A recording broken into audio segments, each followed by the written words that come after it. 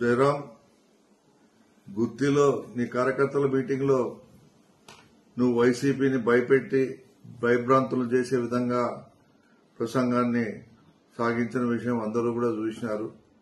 కానీ నీ బెదిరింపులకు, నీ తాటాకు చెప్పుళ్లకు ఎవరు ఇక్కడ భయపడేందుకు సిద్దంగా లేరు. ప్రత్యేకంగా మా వైసీపీ పార్టీ నాయకులు, కార్యకర్తలు పార్టీ కోసం ప్రాణాలు ఇచ్చేందుకన్నా సిద్దంగా ఉన్నారు. ఇన్ని రోజులు నువ్వు మా పార్టీ గురించి మమ్మల్ని టచ్ చేయనంత వరకు నీ గురించి మేము ఇంతవరకు కూడా వ్యక్తిగతంగా ఎక్కడ మాట్లాడలేదు. ఈరోజు నీ యొక్క మాటల ధోరణికి మేము ఈ విధంగా మాట్లాడాల్సి వస్తా ఉంది. నీవేదో అనుకుంటా ఉన్నావు, రాజకీయాలు మాకేం కొత్త కాదు. ఇటువంటి వాటిని ఎన్నో చూసినాం. నా 65 ఏళ్ల జీవితంలో రకరకాల దౌర్జన్యాలు చేసిన కాలాలని చూసినాం, ఎంతో మందిని చూసినాం, ఎంతో మందిని ఎదుర్కొన్నాం. నువ్వేం మాకు లెక్క కూడా కాదు.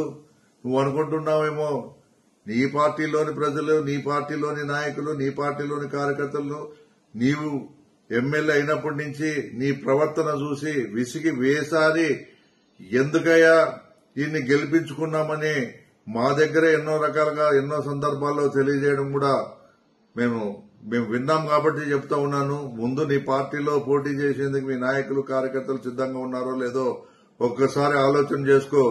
నువ్వేమనుకుంటా ఉన్నావు? ఏం అంత చేతులు ముడుచుకొని కూర్చో వ్యక్తుల్లాగా మా పార్టీ కనబడుతుందా? మా పార్టీ బలం, మా పార్టీ సత్తా నీకు బాగా తెలుసు. ఎందుకంటే ఆ పార్టీలోనే నీకు జగన్మోహన్ రెడ్డి గారు ప్రాణం పోసినారు. 5 సంవత్సరాలు మంత్రిగా ఇస్తే 5 సంవత్సరాలు మంత్రి పదవి ఇచ్చిన జగన్మోహన్ రెడ్డినే వెన్నుపోటు పొడిచినావు. నీవు ఇప్పుడు మళ్ళా రెచ్చగొట్టే విధంగా మీ పార్టీ కార్యకర్తలకు ఏదో సందేశాలు ఇస్తా ఉన్నావు. నేను ఒకటే చెప్తా ఉన్నాను, వెన్నుపోటులో చంద్రబాబుని మించిపోయే రకం నువ్వు. నీ గురించి, నీ గతం గురించి, నీ చరిత్ర గురించి నాకు పూర్తి స్థాయిలో తెలుసు. అయినా నీ గతం గురించి, నీ చరిత్ర గురించి నేను మాట్లాడాల్సిన అవసరం లేదు. అది నా దీనికి తక్కువ అవుతుంది. కాబట్టి ఎప్పుడైనా కానీ ఒక బాధ్యతాయుతమైన శాసనసభ్యునిగా ఉన్నప్పుడు ప్రజల సంక్షేమం గురించి, అభివృద్ది గురించి మాట్లాడాలే తప్ప ఏమయ్యా నువ్వు రాజ్యాంగాన్ని సృష్టిస్తావా? రెడ్ బుక్ రాజ్యాంగం అనేది మీరు సృష్టించుకున్నది. ఈ దేశంలో ఇది ప్రజాస్వామ్య దేశం. కేవలం అంబేద్కర్ రాజ్యాంగం తప్ప వేరే రాజ్యాంగం ఇక్కడ చెల్లుబాటు కాదు. అది తెలుసుకొని మాట్లాడితే బాగుంటుంది. మా పార్టీ కార్యకర్తల జోలికి గాని, మా నాయకుల జోలికి గాని వస్తే మాత్రం చూస్తూ చేతులు ముడుచుకునే ప్రసక్తే లేదు. నీకే పద్ధతిలో మేము సమాధానం చెప్పాలో కూడా తెలుసు. నువ్వు ఏ విధంగా మమ్మల్ని నామినేషన్ వేయకుండా అడ్డుకుంటావో నేను కూడా చూస్తాను. గుంతకల్లో వెంకటరామరెడ్డి ఉన్నంత వరకు కూడా ఇక్కడి నుంచి నీ ఆటలు సాగనివ్వము. నీ దౌర్జన్యాలను పూర్తి స్థాయిలో ఎదుర్కొనేందుకు మేము కూడా సిద్దంగా ఉన్నామని ఈ వీడియో ద్వారా నీకు తెలియజేస్తా ఉన్నాం. జాగ్రత్త. నువ్వు ఏదో పత్రికా విలేకరుల ముందు మాట్లాడి నా గురించి చెడ్డగా రాస్తే నేను మిమ్మల్ని రైలు పట్టాలకు ఎక్కిస్తాను అని వాళ్లతో మాట్లాడినట్టు అందరితో వైసీపీ పార్టీ నాయకుల గురించి మాట్లాడితే చెప్తా ఉన్నాను, జాగ్రత్త. నువ్వేమనుకుంటున్నావో, నీ కథ, నీ బలము, నీవేమో, నీ సంగతి నాకేం తెలియంది కాదు. నువ్వు ఇప్పటికైనా మారి ఏదో శాసనసభ్యునిగా మీ నాయకుడు ఇచ్చిన మోసపూరిత హామీల వల్లనో లేకపోతే ఆ ఈవీఎంల పుణ్యమో అని బతికి బయటపడ్డావు ఎన్నికల్లో. మరి వచ్చిండే అవకాశాన్ని సద్వినియోగం చేసుకో.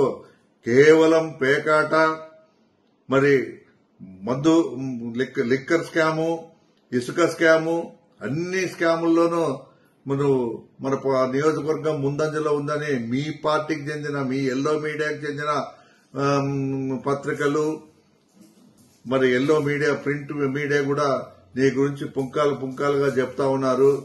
నీ ఆల్రెడీ నీ రెడ్ బుక్ రాజ్యాంగం ఏమో నాకు తెలియదు కానీ మీ అధిష్టానంతో నీకు రెడ్ మార్క్ ఎప్పుడో పడిపోయింది. నీకున్న ఎమ్మెల్యే పదవి కూడా మరి ఊడిపోయే ప్రమాదం ఉంది. నీ ఇన్ఛార్జ్ కూడా తీసేసి వేరే వాళ్ళకి ఇచ్చే పరిస్థితి కూడా వస్తుందని మీ పార్టీ నాయకులే చెప్తా ఉన్నారు. ఏదేమైనా నాకు మీ పార్టీ గురించి, మీ దీని గురించి నాకు అవసరం లేదు. నా పార్టీ నాయకులను కార్యకర్తలను గుంతకల్ నియోజకవర్గ ప్రజలను ఏ విధంగా కాపాడుకోవాలో నాకు బాగా తెలుసు. నీ దౌర్జన్యాలు ఇవన్నీ మానుకో. నీ బెదిరింపులకు ఎవడు బెదిరేవాడు లేడు. జాగ్రత్త. నువ్వేమనుకుంటున్నావో మా కుటుంబం గురించి నీకు బాగా తెలుసు. నువ్వేమో పెద్ద హీరో అనుకుంటున్నావేమో. ఇవన్నీ నీకు నువ్వు ఊహించుకుంటున్నావేమో. అది ఎంతవరకు పోతుందో పోయేదానికి మేము కూడా సిద్ధంగా ఉన్నాం. నువ్వు జాగ్రత్త అని చెప్తున్నాను. నీకు ఇంకోసారి మా పార్టీ గురించి పార్టీ కార్యకర్తల గురించి మాట్లాడితే చూస్తూ ఊరుకునేది లేదు. నీకు ఒకటే చెప్తా ఉన్నాను, నిజంగా నీకు ధైర్యం ఉంటే ఈరోజు రాజీనామా చేయరు. రాజీనామా చేసి పోటీలో నువ్వు నామినేషన్ అయ్యి అప్పుడు నా నామినేషన్ వేయకుండా నువ్వు అడ్డుకుంటే నేను రాజకీయాల నుంచి తప్పుకుంటాను. మరి నువ్వు అన్నట్టు మొత్తం అన్ని విధాలుగా నేను నీకు సహకరిస్తాను. నీకు ఆ సత్తా ఉందా? నా సవాల్ను స్వీకరించి నువ్వు రాజీనామా చేయి, పోటీ చేసి గెలుచు. నన్ను అంటున్నావు కదా నువ్వు ఈరోజు పోటీ లేకోకుండా చేస్తానని. అంతెందుకు, నువ్వు నేనే తెలుసుకుందాం. నువ్వు రాజీనామా చేయి. నా నామినేషన్ పడుతుందా? నన్ను నామినేషన్ వేయకోకుండా నువ్వు అడ్డుకోగలిగితే నేను రాజకీయాల నుంచి తప్పుకుంటాను, రాజకీయ సన్యాసం తీసుకుంటాను.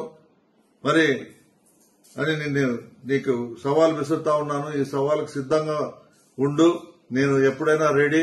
ఇంకోసారి అనవసరంగా రెచ్చగొట్టి ఏదేదో మీ కార్యకర్తలు ఇప్పుడు ఎవరు నిన్ను పట్టించుకోలేదని మీ కార్యకర్తల్ని బెదిరించే దిశలో నువ్వు మా పార్టీ వాళ్ళని కూడా తక్కువ అంచనా వేస్తే ఊరుకునేది లేదు. పార్టీకి ప్రాణాలైనా ఇచ్చి పార్టీని కాపాడుకునే నాయకులు.